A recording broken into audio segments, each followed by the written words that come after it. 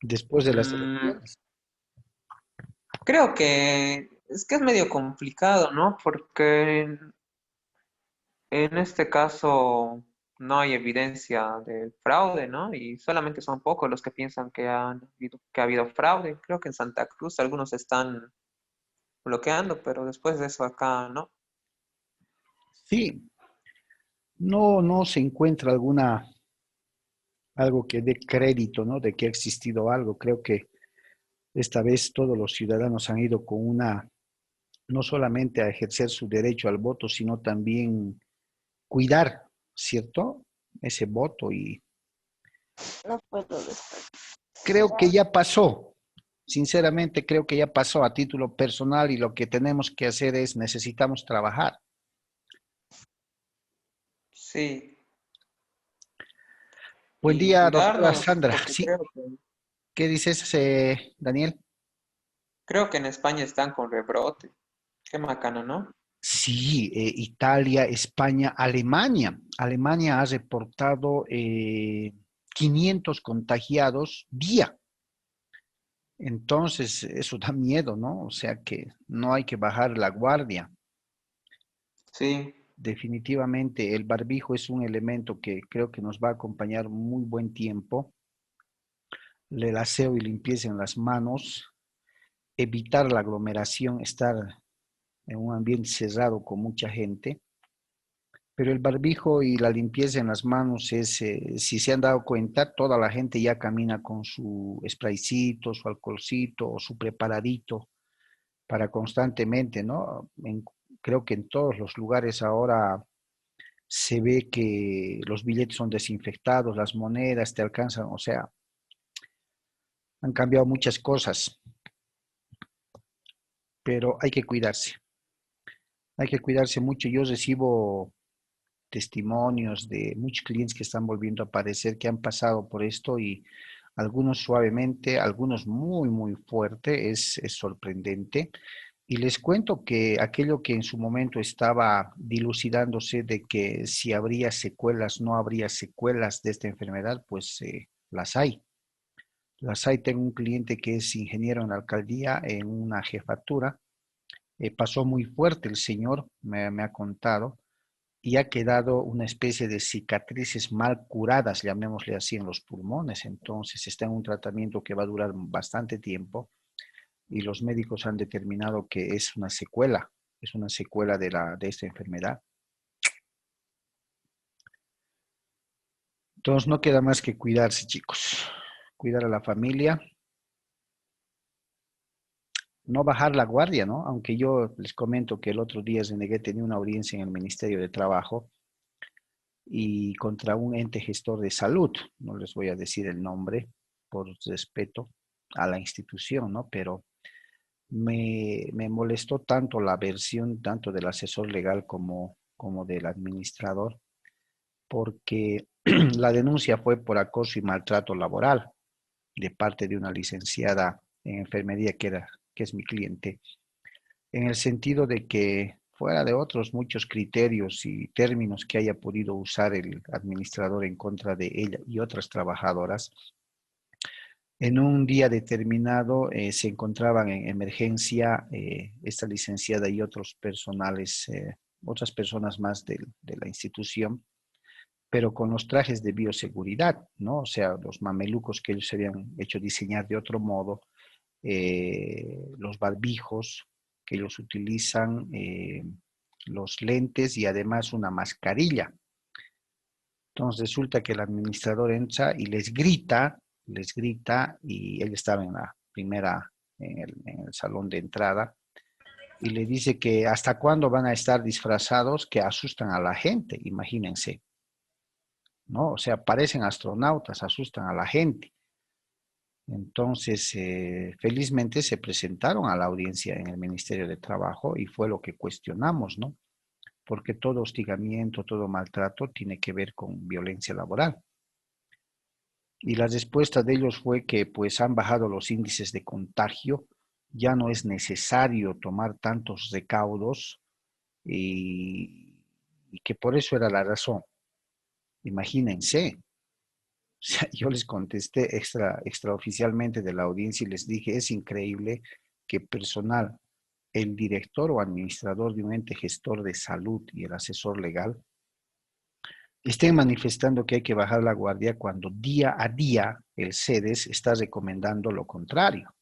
Y segundo, somos conocedores por los medios de comunicación, pues, de que hay rebrotes en otros países con mejor sistema de salud y la situación está delicada. Y que ustedes digan que a raíz de que el índice de contagios ha bajado en Cochabamba, no es necesario que personal médico tome todas las medidas necesarias, discúlpeme. Habría que dar parte al CEDES para hacerles conocer la posición que esta institución tiene, pero no es la institución, ¿cierto? Son los malos funcionarios. Pero en fin, hay que cuidarse, chicos. Bien, estamos 9. Buenos días a todos. ¿Alguna pregunta, alguna duda que surgió con respecto al tema que avanzamos el día miércoles? Daniel, teníamos algo pendiente el miércoles. Dame una refrescadita de memoria.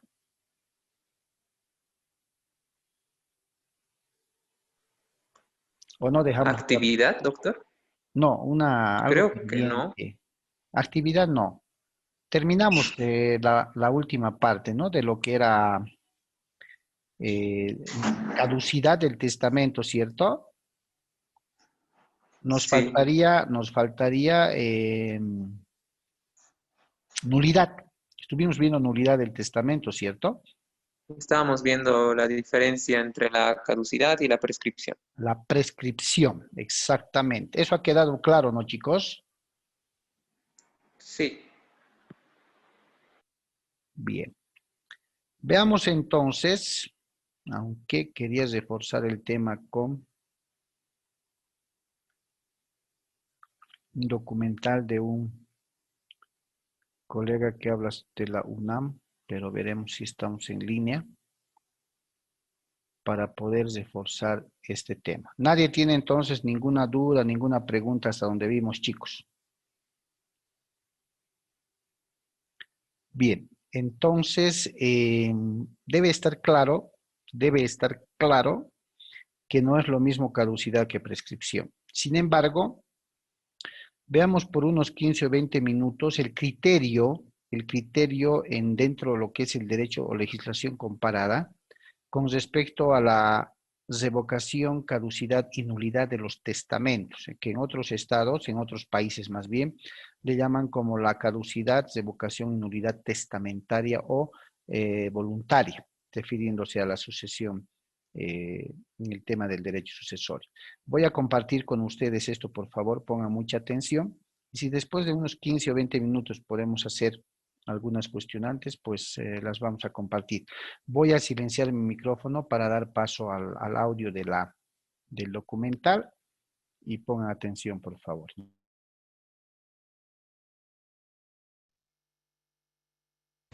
Revocación y caducidad del testamento.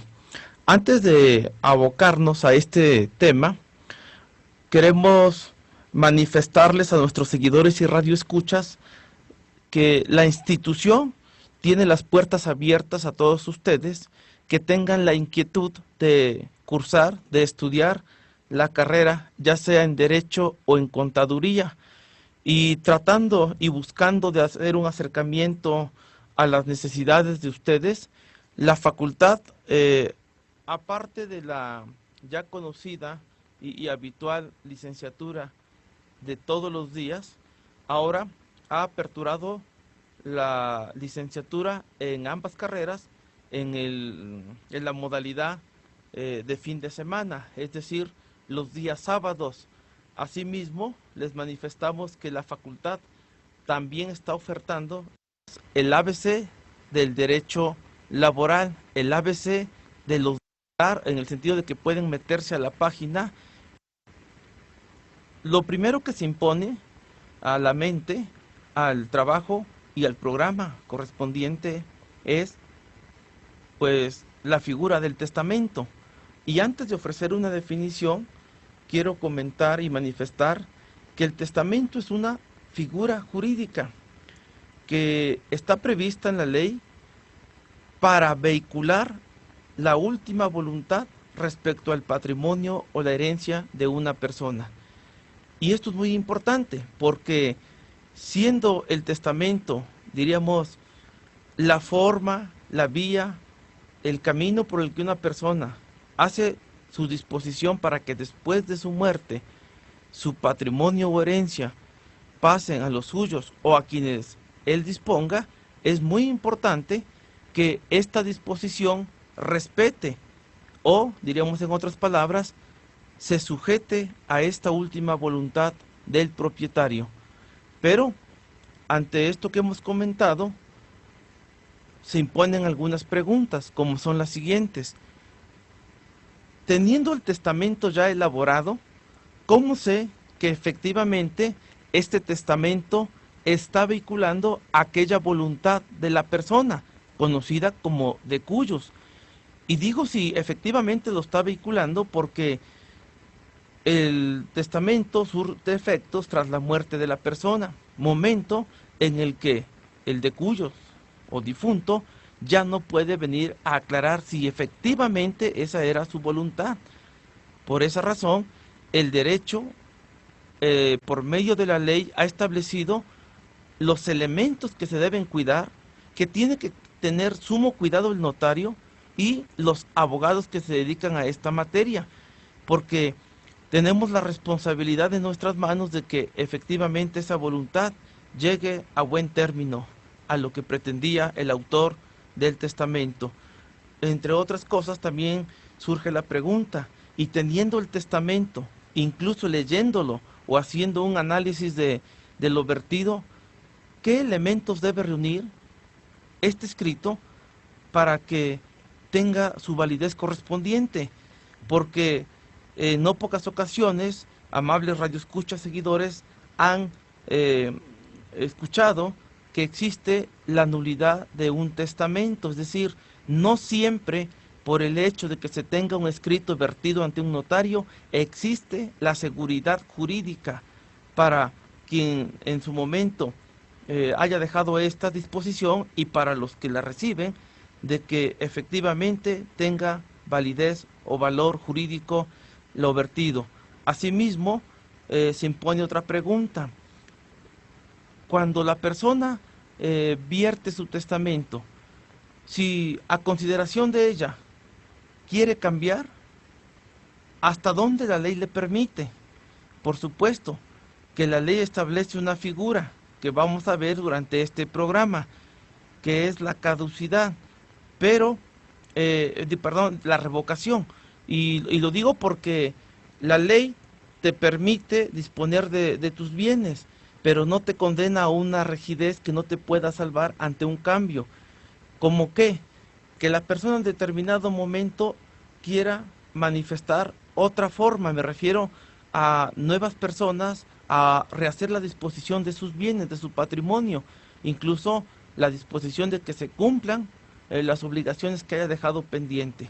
Asimismo, si la persona ya dejó su testamento, ya una vez que él deja de existir en este mundo, la pregunta que también se impone es, bueno, los que quedaron dentro del testamento, ¿hasta dónde ellos pueden decir que quieren los bienes, pero que no están dispuestos a cumplir, si es el caso, lo que se les haya señalado en un testamento correspondiente? Y en este no cumplir, hay situaciones donde depende de la voluntad de la persona que lleva el nombre de heredero legatario, pero hay otras cosas o otras situaciones que no van a depender de él, como por ejemplo la muerte, y otras que dependerán de él, como el repudio que en manera muy sencilla dentro de esta materia del derecho familiar es cuando yo voluntaria y libremente manifiesto que no quiero lo que se me haya dejado. Entonces eso se va a conocer como repudiar la herencia correspondiente. Bueno, estas preguntas las trataré de responder a lo largo de este programa.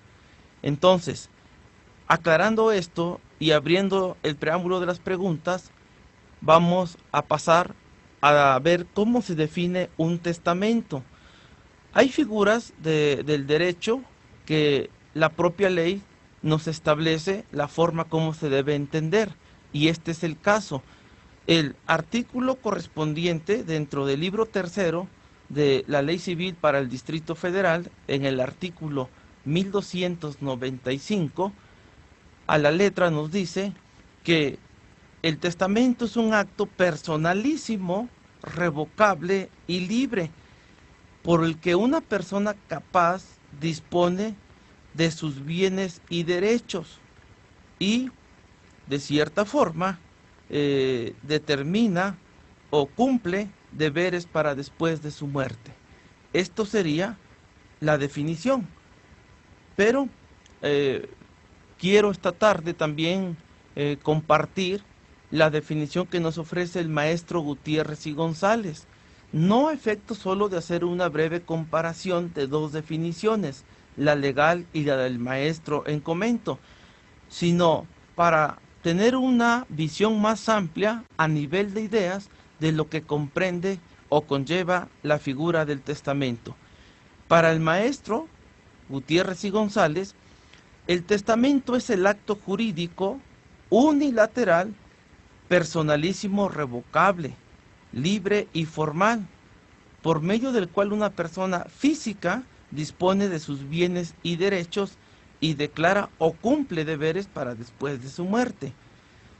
La diferencia que encontramos entre estas dos posturas radica en que el maestro Gutiérrez y González agrega la palabra unilateral, así como la palabra formal, y cuando señala la persona que hace el testamento o el testador, le agrega la persona física. Tres notas, tres características que, si bien la ley no señala, son necesarias que se expliquen, que se desglosen, porque de ahí va a conllevar la posibilidad de dar respuesta a las preguntas que he planteado en la apertura de este programa. Entonces, vamos a ir a un corte y, amable radioescucha, seguidor, mantenga estas preguntas que hemos formulado, porque regresando del corte vamos a dar respuesta a cada pregunta correspondiente, siempre apegándonos a lo que nos establece la ley y al raciocinio lógico-jurídico, porque una de las cosas que conlleva la materia sucesoria es la comprensión de la ley. La ley, si bien está ahí fijada, establecida, reclama, conlleva que la persona que trabaja esta materia pueda comprender la terminología que está contenida en los artículos correspondientes. Vamos a un corte y en un momento regresamos. Ya estamos de regreso en su programa Actualidad Jurídico Familiar. Les recordamos que hoy estamos abordando el tema nulidad, revocación y caducidad del testamento. Antes de irnos al corte, habíamos expresado y manifestado las dos definiciones que asumimos en este programa. La de la propia ley, que nos manifiesta qué se entiende por testamento, y la del maestro Gutiérrez y González. Bien, voy a desglosar, aclarando que, grosso modo, por que el tiempo no nos permite detenernos tanto en esto, pero voy a desglosar esta definición. Bueno, lo primero que vemos del testamento es que nos situamos frente a un acto jurídico unilateral. Esto es importante porque lo unilateral permite entender cuál es la naturaleza de este acto jurídico. No podemos afirmar que se trata de un contrato, porque no hay dos voluntades. Es una voluntad en su sentido unilateral que así lo quiere, pero sí es un acto jurídico. Y sin ahondar ahorita en el elemento del acto jurídico, porque ya en un programa que tuvimos la oportunidad de presentar en esta radio, en este programa de Derecho Familiar, que nos hizo favor de manera loable de desglosarnos punto por punto los elementos de existencia y validez del acto jurídico, la licenciada Sandra Viler Rosas, a quien por cierto le mandamos un afectuoso saludo. en esa ocasión pudimos manifestar lo concerniente. Hoy solo lo traemos a colación para decir que el testamento tiene que cumplir con los elementos correspondientes, porque si falta un elemento esencial, entonces va a haber consecuencias para los términos que estamos señalando de la nulidad, revocación y caducidad. Bueno, habiendo aclarado que es un acto jurídico, lo segundo es personalísimo. Cuando la ley establece que estamos frente a un acto de esta naturaleza, quiere decir que no puede haber un representante que venga a manifestar la voluntad en el testamento, si no soy yo quien es el autor del testamento correspondiente. Ni siquiera las personas que se encuentran en un estado de incapacidad, ya sea total o ya sea permanente, se les va a permitir esto. Por eso la responsabilidad del notario es cerciorarse de que se dan las condiciones para que la persona que viene a manifestar su voluntad para el testamento sea conforme a lo que señala la ley y los requisitos correspondientes. Otro elemento importante que lo voy a analizar adelante es lo revocable. Efectivamente, un testamento se puede revocar, es decir, yo puedo hacer una disposición y en fecha posterior puedo ir a determinar, a manifestar que tengo la posibilidad o quiero que mi testamento anterior ya no tenga validez, y hay formas y modos para hacer eso. Solo lo estoy anunciando porque lo voy a desglosar, repito, adelante. Asimismo, el testamento debe ser libre. ¿Qué conlleva esto de que sea libre? Básicamente quiere decir que no se admite para que se lleve a cabo el dolo, el fraude o el error. Y además debe ser formal. ¿Qué quiere decir formal? Formal, como se trata de un importante acontecimiento, un acto que recobra trascendencia, porque una vez que la persona ya no esté, no puede venir a convalidar o a subsanar o a dar el elemento que hubiese faltado, por lo cual esta voluntad conlleva la forma que la ley establece. Bien, habiendo aclarado grosso modo la definición de testamento, voy a abordar los 3 puntos que encierran el tema de hoy. Primero, la nulidad. La nulidad. ¿Qué se entiende por nulidad? Este término básicamente indica, si queremos verlo, la ineficacia misma, ineficacia del testamento, que en la doctrina se dice opera por 3 causas o debido a 3 situaciones. La primera, la ilicitud del fin, es decir, o del objeto, cuando lo que se pretende, la ley lo reprueba, no lo permite. Segundo, la falta de requisitos esenciales, y aquí quiero resaltar la palabra esenciales, porque es un término de origen griego que aparece en libros como los vertidos por Aristóteles, y que se dice usía. La palabra usía, cuando se traduce al latín, pasa como esentia, y en nuestra lengua española pasa como esencia, y básicamente se refiere a aquello que hace que la cosa sea lo que es, lo que le da su naturaleza, lo que hace que exista. Y en este caso diríamos que si falta un elemento de los esenciales del testamento, en otras palabras, no existiría en sí jurídicamente hablando un testamento. Y el tercer elemento es la concurrencia de algún vicio en la voluntad, los cuales no deben existir, y son el error, el dolo y la violencia. Estas 3 causas que he señalado, la ley las ha desglosado en términos más accesibles al público, al estudiante de derecho o al profesionista en la materia. En la legislación vamos a encontrar vertidas estas causas de la siguiente forma. La primera, la falta de capacidad para atestar, es decir, ¿cuándo vamos a aplicar la nulidad o cuándo es nulo el testamento? Cuando la persona no tenía la capacidad. Ustedes, amables seguidores, radioescuchas, han de recordar que uno de los puntos esenciales o de los puntos fundamentales para que el acto jurídico exista es que la persona que lo emita tenga la capacidad.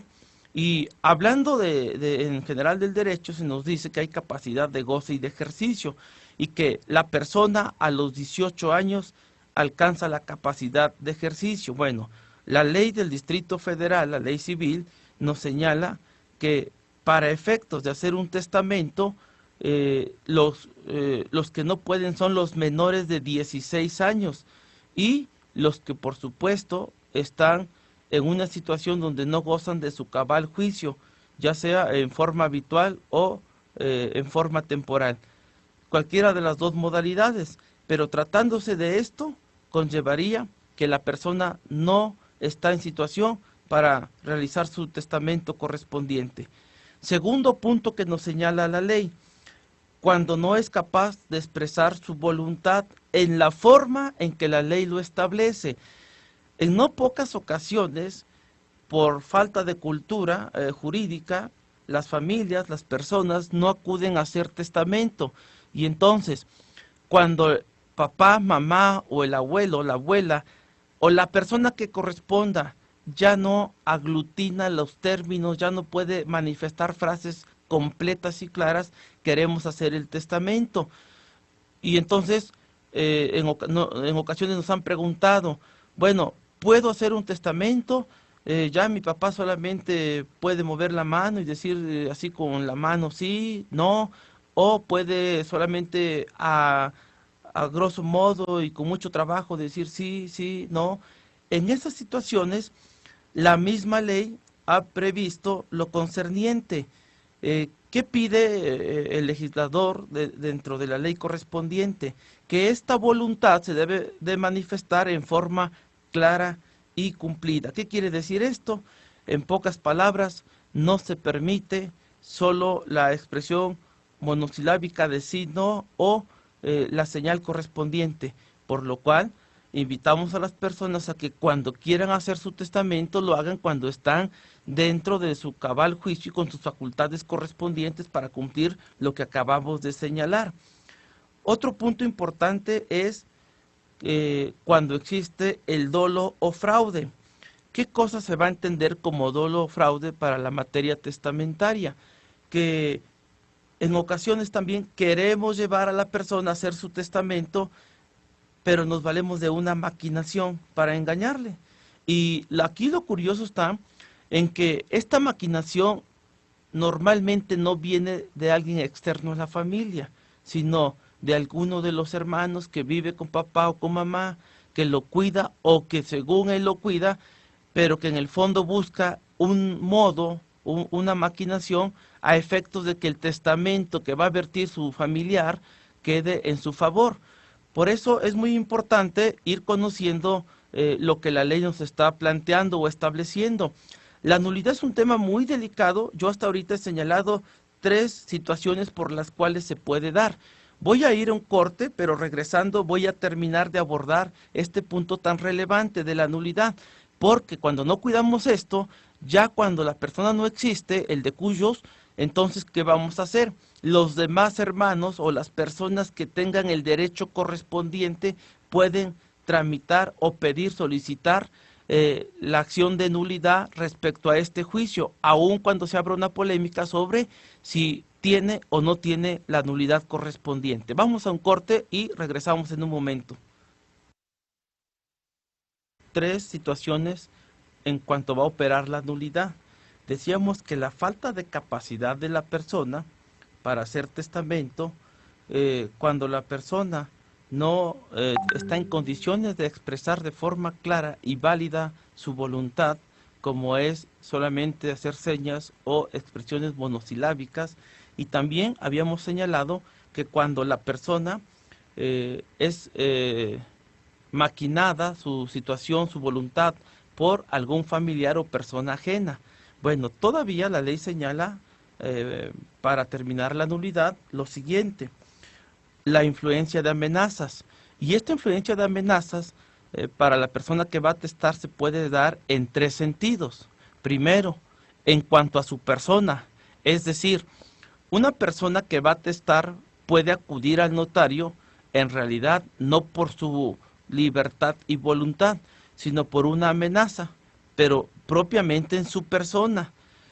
Diferente a esta amenaza es la que se le pueda dar a su familia, porque a cualquier sujeto puede amenazar con lastimar, con agredir o hacerle daño en cualquier sentido al testador correspondiente o decirle me desquito con tu esposa, me desquito con un hijo tuyo y entonces esto merma y de plano hace inválido o en este término va a llevar a la nulidad de un testamento porque no se están dando las condiciones. Y tercero, también puede haber esta amenaza en relación a los bienes, es decir, no siempre es a las personas. También puedo decirle a un sujeto que si no deja los bienes para mí, algo voy a hacer en relación con esos bienes. Bueno, entonces estas son tres situaciones que la ley también prevé en cuanto al punto de las amenazas. Y un último punto que prevé la ley en esto son las formalidades de la ley. ¿Por qué? Porque es importante este tema medular, porque el sujeto que hace el testamento, eh, una vez que él ya no esté, la ley no da lugar, no permite que se hagan correcciones correspondientes. O sea, no hay lugar a aclaraciones ya posterior a su muerte.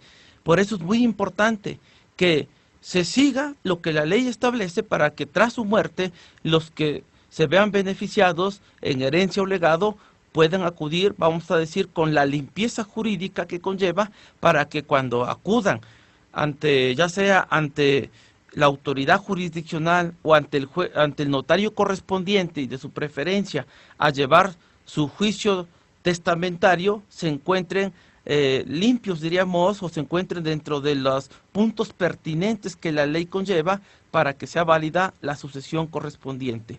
Entonces cerramos el primer punto, que es la nulidad de lo que anuncié en el tema. Segundo punto del tema. Bien, chicos, han podido escuchar, ¿cierto? La ley que hace mención el expositor, llamémosle así, el disertante, es la ley mexicana, que tiene mucha similitud con la nuestra. Si ustedes se han dado cuenta, las causales de nulidad que se utilizan prácticamente son las mismas que nuestra legislación civil utiliza. En ese sentido, se tiene una concepción mucho más pura de lo que es una nulidad. Acabo de recordar en qué quedamos la anterior clase que teníamos que terminar de tocar. Cuando hablamos precisamente de la nulidad y hacíamos una comparación con el tema de la nulidad que vimos, las nulidades que vimos en materia de contratos, hablamos doctrinalmente de una nulidad parcial y de una nulidad total. ¿Se acuerdan? Y me acuerdo que Daniel decía que evidentemente el Código Civil establecía, si mal no recuerdo, en el 550, una nulidad parcial. Y ahí quedamos de explicar y aclarar en qué consistía. ¿Se acuerdan? ¿Te acuerdas, Daniel? Sí, doctor. Sí. Evidentemente, chicos, y para que no quede absolutamente ninguna duda, una nulidad, el Código Civil establece una nulidad parcial cuando en el contenido del contrato, ¿sí?, puede existir una cláusula que va a ser declarada nula, pero que la declaratoria de esa cláusula no genera ningún efecto de invalidez o nulidad en todo el contrato. ¿Me dejo entender? A eso la norma le conoce como nulidad parcial, ¿ya? Nulidad parcial. Cuando precisamente, si mal no recuerdo, decía la nulidad parcial del contrato de una o de más de sus cláusulas no acarrea la nulidad del contrato, algo así. Esto quiere decir que si mi contrato tuviera unas 15 cláusulas y de estas 15 cláusulas por alguna circunstancia fueran declaradas nulas 2 cláusulas, 1 o 3, pero cuya nulidad declarada no afecta absolutamente para nada en el contrato va a quedar válido, ¿no? Incólume subsistente, y se va a dar una nulidad que en la doctrina conocemos como nulidad parcial, pero siempre y cuando la nulidad de esas cláusulas no afecte en la sustancia del contrato como tal. Porque si el contrato es declarado nulo en su totalidad, pues estamos hablando de la nulidad pura, como la hemos visto. ¿Ok? Bien, les decía, conforme ustedes han podido ver en el documental que es de la legislación mexicana, ya tiene mucha similitud con la nuestra. Básicamente se centra en la carencia o ausencia de requisitos o formalidades esenciales en el contrato.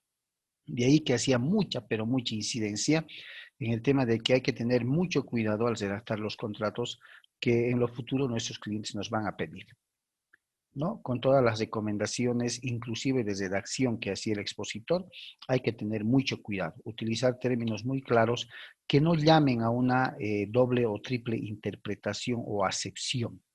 Lo más claro que pueda ser la redacción del contrato en virtud a la voluntad que desea que se cumpla el testador, es lo más objetivo que podemos ser en los contratos. ¿Está claro?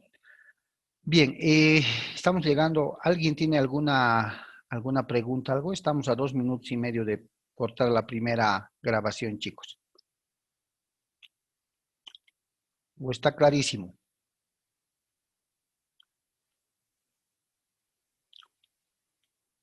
¿Está claro, chicos?